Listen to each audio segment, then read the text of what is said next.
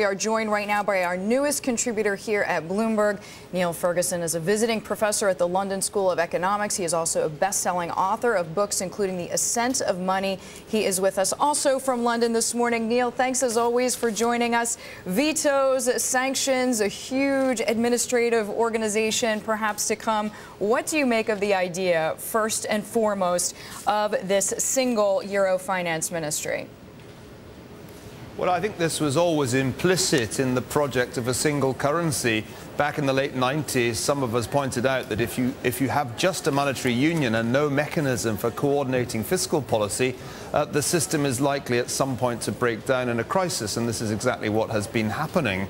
The option of simply continuing to bail out the peripheral countries on an ad hoc basis looks pretty much played out now.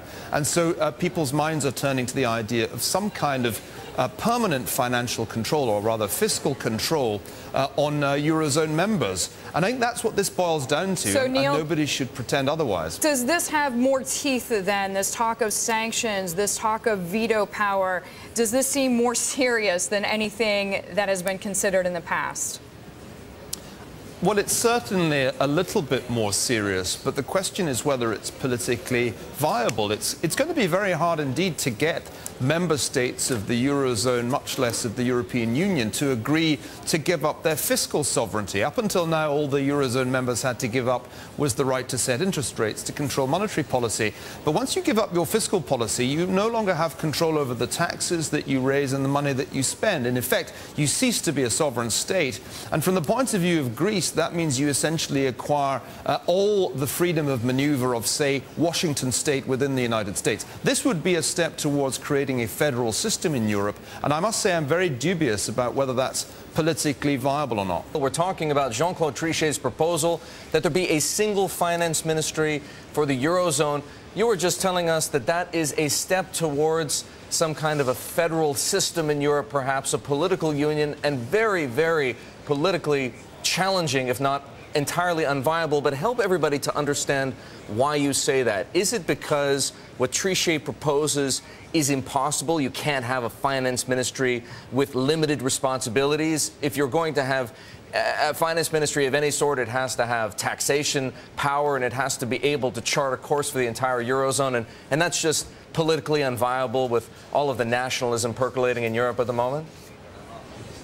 I think that's right, Erik. You know, you can start with a small central finance ministry, but history tells us that once you've created such a central institution, it's bound to grow in size. Think of the history of the United States, which began with a very decentralized federalism, but ended up with what we see today. So no, I don't think the idea that this can be just a little bit of fiscal centralization is plausible. Remember, the magnitude of the fiscal crisis in countries like Greece and Portugal is so huge that if this finance ministry was to have any effect at all, it would have to be capable of fiscal tightening of 9 percentage points of gross domestic product. So it must be powerful. Otherwise, what's the point?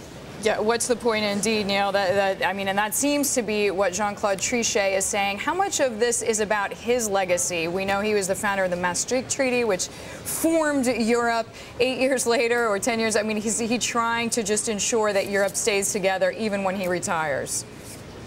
It does smack of desperation, and I don't think it's coincidental that Mr. Trichet's European Central Bank has so much exposure to the banks and indeed the sovereigns of the so-called pig countries on the periphery. He must be a very worried man right now, and this is a desperate attempt to find an institutional solution to something which is an intensely dangerous financial crisis for the ECB.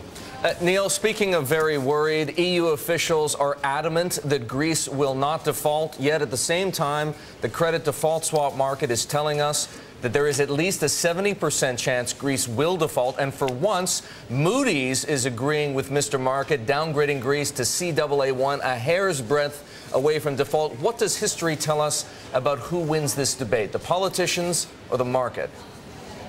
Well, there was once an English king called Canute who said that the tide wouldn't come in, but it did, and I think this is very much the same thing. You know, you can't pretend that Greece is going to be able to live up to its financial commitments. Its debt is much too large in relation to its economy, and its off-balance sheet obligations are even more terrifying. So no, this is only a question of when and what euphemism we use, and if you want to call it reprofiling, that's just fine with me. You've got to do something radical, though, because right now Greece is heading towards an informal collapse, a default that will spook the markets more than anything we've seen so far. Neil, on that note, we have to leave it. Niall Ferguson, contributing editor, Harvard historian.